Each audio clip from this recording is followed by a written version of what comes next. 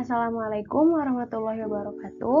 Perkenalkan, nama saya Fatia Putri Fajriani dari program studi Kimia kelas A, Fakultas Matematika dan Ilmu Pengetahuan Alam Universitas Negeri Jakarta. Pada video kali ini, saya akan mempresentasikan materi tentang respirasi anaerob. Sebelum masuk ke materi, saya akan menjelaskan dulu apa itu respirasi. Respirasi adalah reaksi reduksi oksidasi, yaitu substrat dioksidasi menjadi karbon dioksida atau CO2. Sedangkan oksigen atau O2 yang diserap itu akan berperan sebagai oksidator yang nantinya akan mengalami reduksi menjadi air atau H2O. Substrat respirasi sendiri itu adalah setiap senyawa organik yang diserap pada saat terjadinya proses respirasi. Nah, proses respirasi ini terbagi menjadi dua, yaitu ada respirasi aerob dan respirasi anaerob.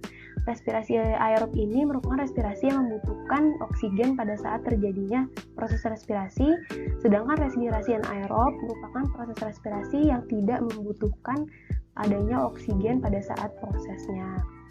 Dan pada video kali ini saya akan menjelaskan tentang respirasi anaerob.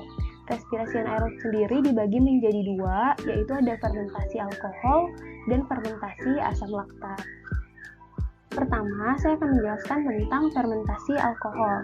Fermentasi alkohol ini biasanya terjadi pada mikroorganisme yaitu fungi. Contohnya pada Saccharomyces yang dimanfaatkan dalam proses pembuatan tape. Tahapan yang pertama terjadi pada fermentasi alkohol ini adalah glukosa yang ada itu akan diubah menjadi 2 asam pirufat. Tahapan ini merupakan tahapan glikolisis yang ada pada respirasi anaerob, juga ada pada respirasi aerob. Nah, pada tahapan glikolisis ini juga dihasilkan 2 ATP yang berasal dari 2 ADP ditambah 2 PI. PI dalam hal ini itu berasal dari HPO32-. Jadi PI ini bukan berasal dari fosfat murni, melainkan berasal dari fosfat yang berikatan dengan hidrogen dan oksigen dalam bentuk ion.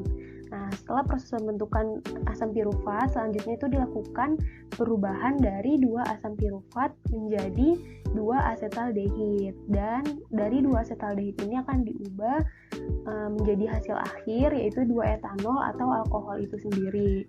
Nah, pada gambar juga terdapat regenerasi dari NAD+ menjadi NADH.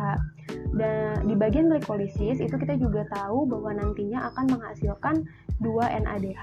Jadi nanti 2 NAD+ ini akan diubah menjadi 2 NADH, lalu diregenerasi lagi menjadi 2 NAD+, sehingga nanti hasil akhirnya juga akan menjadi 2 etanol atau alkohol. Lalu selanjutnya ada fermentasi asam laktat. Fermentasi asam laktat ini dapat terjadi ketika kondisi tubuh pada hewan ataupun manusia itu kekurangan oksigen. Misalnya saat kita berlari dalam jangka waktu yang cukup lama, itu lama-kelamaan lutut kita akan terasa sakit. Hal ini terjadi karena kurangnya oksigen yang menyebabkan adanya penumpukan asam laktat. Proses pada fermentasi asam laktat ini juga tidak jauh beda dengan proses fermentasi alkohol, yaitu diawali dengan glukosa yang diubah menjadi 2 asam pirufat dalam proses glikolisis, dan dihasilkan juga 2 ATP yang berasal dari 2 ADP ditambah 2 PI. Lalu juga ada regenerasi NAD+ yang diubah menjadi NADH, lalu diregenerasi lagi menjadi NAD+, dan dihasilkan hasil akhir yaitu berupa 2 asam laktat. Yang membedakan proses fermentasi alkohol dengan fermentasi asam laktat ini adalah kalau pada proses fermentasi alkohol, ketika sudah menjadi 2 asam pirufat, itu asam pirufat yang ada diubah dulu menjadi asetaldehid, lalu baru dihasilkan etanol atau alkohol. Sedangkan pada fermentasi asam laktat, saat sudah menjadi 2 asam pirufat, itu langsung dihasilkan hasil akhir berupa 2 asam laktat. Lalu yang membedakan lagi adalah pada fermentasi alkohol, saat asam pirufat diubah menjadi 2 asetaldehid, itu akan dihasilkan CO2 atau karbon dioksida.